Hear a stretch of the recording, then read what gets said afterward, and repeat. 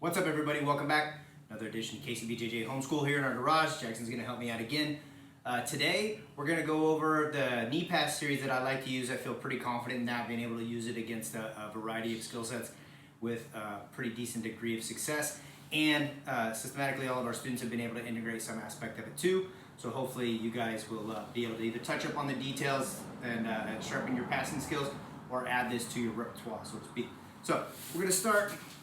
Anytime that I'm trying to pass, I like to come up on my feet because I can kind of bring my mobility into play against him. If I stay down here on his knees, I'm more or less working into his range. There are ways to pass from there, but this is my preference. I also like to force them to go to their left. I like to pass to my right on this knee cut because the majority of people don't like to play their open guard that way. Even the people that do tend to not have people pass so strong to that side. So I stay low, I step forward. When I step forward, I like to bring my toes right under his butt, and I make my grips at the same time. His foot goes forward, I grab the knee, and I grab inside the collar here. I don't get too excited about making the cut itself. I first drive forward and into kind of like a knee on belly situation where my knee's on his chest here, and I adjust my grip as we go. So, to turn him a little bit, my hand would be here. I stay close, I keep his knee up, and I drive it back. Make him quite miserable. I'm trying not to, but it's just part of the whole thing. My leg is out to the side like knee on belly. Now, because I have this deep grip and my shin is on his inner thigh, I snap him to the side and people tend to follow you up. Here, brings them right up and sort of wraps them around your knee. One really important part of this is making sure they don't get inside the space on your hip. So I like to bring my elbow down here, close out that space and stay hunkered down on them just like so. Keep the shin over the inner thigh. From here, my first option is to look for the cross collar choke. I don't necessarily go thumb inside. A lot of times I just grab the ridge of cloth that is across the back of the neck, hold here, pull it down, and I'm gonna drag him into the choke while I pull my elbows behind me here. Boom, pretty tight choke. What people tend to do, obviously they don't wanna go unconscious, so they start to defend and they bring the other hand up. And this is really my favorite thing to do off this. I grab the end of the sleeve.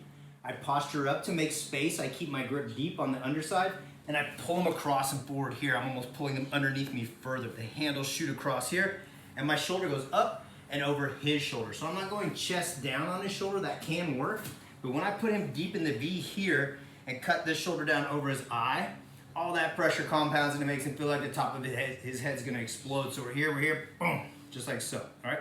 Now there are times where your grip usually isn't deep enough. You're trying like hell to smash this down and finish the choke, and it's just not working. So another option I like is I grab the wrist, I slide my knee forward just to block him from bringing his arm down, and I put my chest now, not over his shoulder, but over his elbow. I drop my weight on the elbow, and I pull this back to hit the arm bar here. Bang. That doesn't quite work. I grab the wrist, I turn it over, and I wrist lock him right there, okay? If in the midst of this, he's defending well, he's playing it smart, he puts his hand on the ground here, tries to build a frame to stop the pressure down from the choke and stop you from pulling the arm here. I like to grab this hand, hold it out, put my shin over mid-forearm, not down on the wrist, because if I try to bend it now, there's not enough room. The mid-forearm is good. I keep my grip, bring his hand up, boom, right there. So, working back through the series, he's here, he's defending, kind of playing his open guard game, waiting for me to come in. I'm gonna step in forward, put my toes right under his butt, make that grips at the same time, step here, boom. I drive him back, I put my shin on his chest. I hop forward and I'm here. I snap it down and pull him around. Now, I can bring my hand up, get the cross collar here like so. If he goes to defend, I let him get the hand in there, I grab the end of his sleeve and I yank it across. Bang! Like I'm starting an old rusty mower. Put my shoulder down over his eye and cut this back. That's pretty tight. If I didn't take the time to get this hand deep, I'm having problems. Then I can go for the arm bar, where I hold his wrist, bring my knee up so he can't drop his arm down easily, slide my chest back over the elbow, drop pressure down, pull the wrist up, boom. That's not quite working. Maybe he's just super flexible, or he's just strong as hell and he's resisting this like crazy. Grab the wrist, turn his fingers to the sky, and bend that pinky back towards his elbow. If he manages to make a frame here, stop you from pulling this, I get this arm on the underside. I hold it out, put my shin down over the middle of his forearm, and again, fold his pinky back towards his elbow here. So, you good, buddy? that's really one of my favorite ways to pass. There are ways to chain other things off that. And honestly, I'll go back to that position a lot. Let's say we're in side control. Come down, please. All right. I'm in side control here.